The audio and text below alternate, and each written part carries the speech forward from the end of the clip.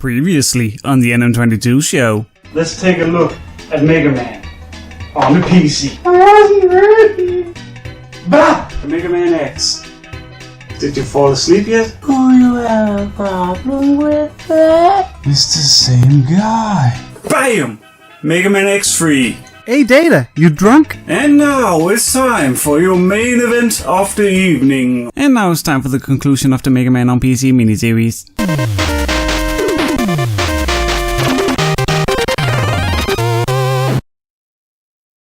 And now it's time for your main event of the evening, or whenever you're watching this video. Introducing the game to my right, which isn't there because it didn't get a physical release. Street Fighter Cross Mega Man. And before you go down to the comments and write, that's just a fan game, why are you reviewing a game that was made by a fan? Or something like that. Yes, Street Fighter Cross Mega Man is essentially a fan-made game. But Capcom did however support the game after developer, and sorry if I butcher this, Seo Song Hui presented an early build to Capcom's then Senior VP of Planning and Business Development, Christian Svensson, at EVO 2012. The game was then released as a free download on the Capcom Unity webpage as part of Mega Man's 25th anniversary celebration on December 17th, 2012. And I use the term celebration loosely. In my opinion, Capcom didn't do nearly enough to celebrate the Blue Bomber turning 25. But that is a rant that could take up another 15 minutes, so I think it's best to just move on. But in my opinion, this game is still a Mega Man game through and through. It looks like a Mega Man NES game, it plays like a Mega Man NES game, and it certainly feels like a Mega Man NES game. But if there's one thing that I can say about this game, it would be, this game is fucking hard! This game will come out of nowhere, jump down your pants and just start gnawing on your testicles for a couple of hours. But for real though, before playing the game I looked up a suggested order for the levels in this game, and apparently Dalsim was a good and easy place to start. So that's what I did. And look, I see myself as a somewhat proficient Mega Man Classic player, but Dalsim kicked my ass! And I died. And I died, and I died, and I died, and I died, and I died, and I died, and I died. I'm good at video games, huh? Until I found out that you can actually shoot his projectiles. That made the fight a hell of a lot easier. I still wouldn't call it easy, but it became manageable. And then I won. Yay! So after learning that shooting projectiles is a core gameplay mechanic, I was a lot better equipped to tackle the rest of the game. As a matter of fact, after that realization, the game wasn't that much of a challenge. It's still hard, don't get me wrong, but I became comfortable with the challenge the game presented. The levels in this game are, well, let's call them interesting. On one hand, we have amazingly designed stages with branching paths that lead to dead ends or traps like in Dalsim's stage, and very imaginative vertical segments like in Urian's stage. Believe it or not, I actually didn't get right away that you're supposed to climb on these things in Rose and Urian's stages, because I'm so used to only be able to climb on ladders in the classic titles. But then on the other hand, we have completely uninspired, straightforward, just rock ride levels, like Chun-Li's stage. It doesn't really help that Chun-Li is probably the easiest boss in the game. Her patterns are pretty easily identifiable and avoiding them isn't much of a problem. This all makes Chun-Li's entire stage somewhat boring and tedious to play through, which is sad really, considering the iconic status of Chun-Li herself. But what about the other bosses? I'm not going to sit here and give you an in-depth analysis of all the bosses, but I will say a few words about the ones I really liked. Blanka puts up a pretty fun fight. He spins at you from pretty much every direction as if he was Sonic, and he plays with watermelon. I mean, come on, does it get any better than that? Crimson Viper is another fight that I had way more trouble with than I would like to admit, but damn if it isn't an entertaining fight. You have to stay on your toes at all times. Speaking of Crimson Viper, would you like to see what the first thing I did in her stage was?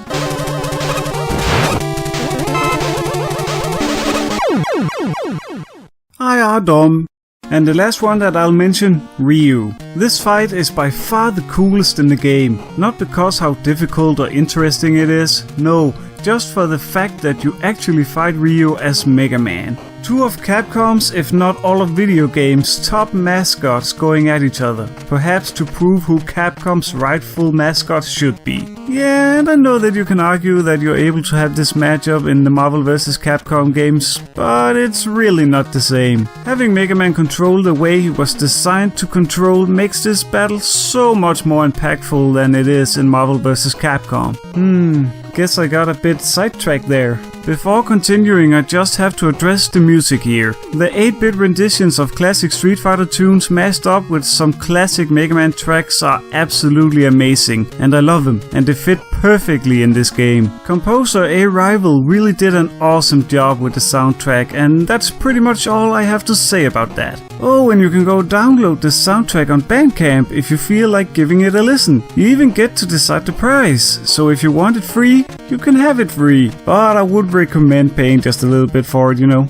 It's a good soundtrack. A link will probably be in the description somewhere. Moving on. So Street Fighter Cross Mega Man is pretty much your typical Mega Man game. Defeat the 8 bosses and move on to the final stages. In this game's case, it's of course not the Wily stages, but the Bison stages. First up, we get thrown into what looks like a boss fight with Balrog. And then he punches you. And you die.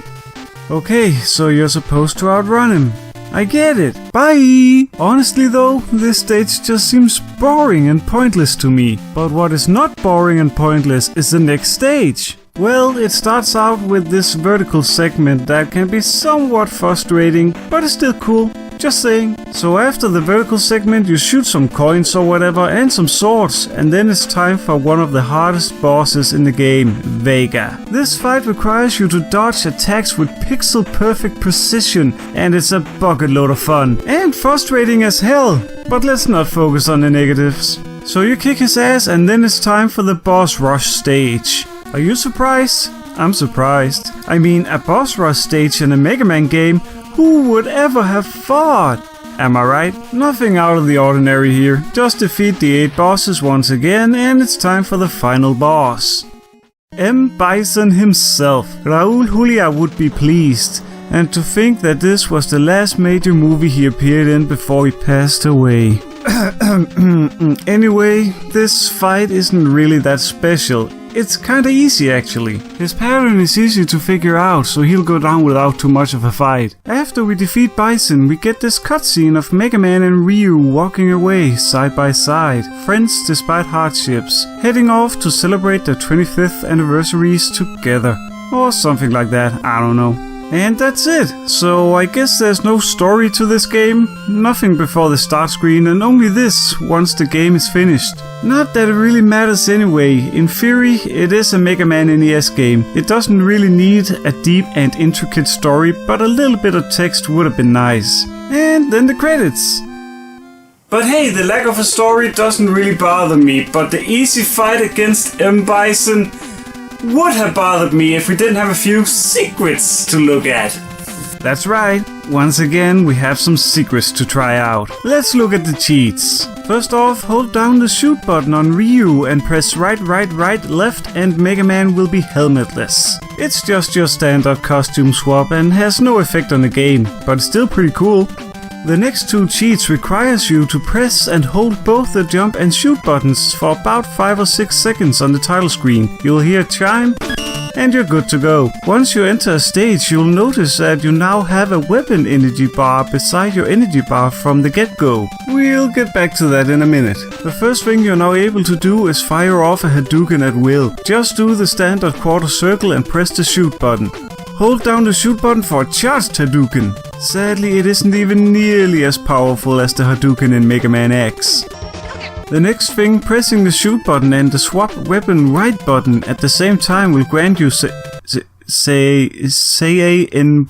Yang's third super art from the Street Fighter 3 games. Mega Man will have clones following him, with one of them being able to shoot as well, and he'll run faster and jump higher. This is where the weapon energy bar comes into play. Using this ability will drain the bar, but don't worry, you can always pick up weapon energy drops to replenish. The last cheat this game has to offer requires you to go to the pause menu and hold down the jump button while pressing up, down, down and down, which changes the music to the track title Goes With Everything. And I'm pretty sure you already know what that means. And if you don't, a simple YouTube search should bring you up to speed. Jesus! See, now we're getting to the secrets that make up for the lackluster final boss fight. Secret bosses, yeah! The first secret boss you can encounter is none other than Sagat, and you get to fight him right before Bison if you manage to achieve 4 or more perfects during the boss rush. Keep in mind that this fight only occurs in version 2 of the game. It's a pretty fun and challenging fight, but it doesn't even come close to our next secret boss. So here's the deal, if you get 4 or more perfects before the boss rush, Like a boss. then you'll get a little surprise during your final battle with Bison. Once you're almost ready to give Bison the final blow, Akuma will fall down from the sky and squash Bison like the ant he is.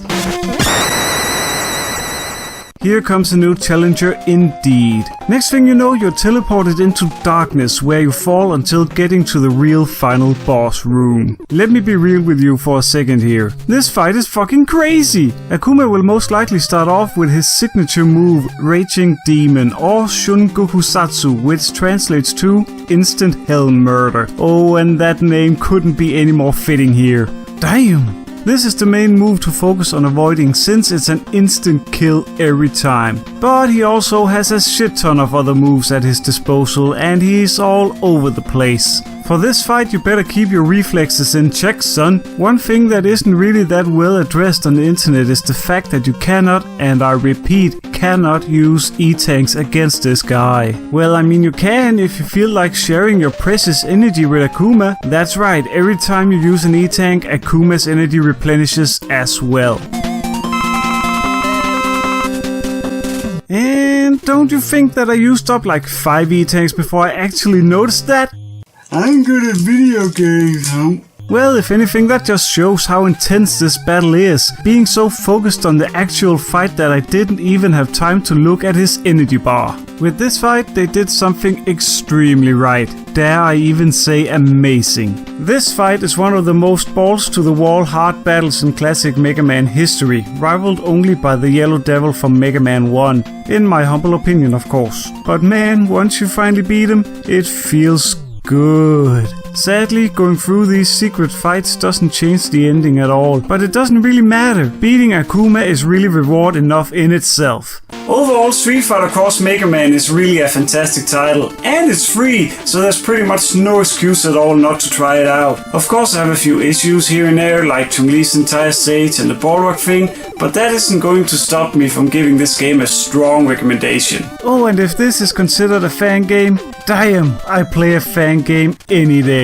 And thus we're done with this little Mega Man on PC miniseries, and if you're still watching this long ass video, thank you. Seriously. Now I know there's more Mega Man titles on PC, like the obscure Chinese Rockman Strategy, which is expensive as fuck whenever it pops up on eBay like once a year. So that's pretty much a no-go. Other than that, all Mega Man X titles from X4 to X8 saw some sort of PC release somewhere in the world, but these are just straight ports of their console counterparts, so I don't really see any reason to cover them in a video like this. Now, if you'll excuse me, I'm tired, I'ma go take a nap. I'm good at video games. I'm good at video games. I'm good at video games. I'm good at video games. Hey, you have once again reached the end of the video. I love you. Thank you so much for watching this and possibly the previous Mega Man on PC videos. I know that the releases of the videos has been all over the place and I would just like to apologize for that once more. And yeah, this is the conclusion to this little mini-series. For now anyway. If you guys really want me to cover more Mega Man PC titles in the future, I would certainly consider it. But once again, thank you so much for watching, hit that like button if you enjoyed the video and be sure to subscribe to stay up to date with what's going on the channel. And if you have any suggestions for future videos, be sure to leave those in the comment section down below. Goodbye!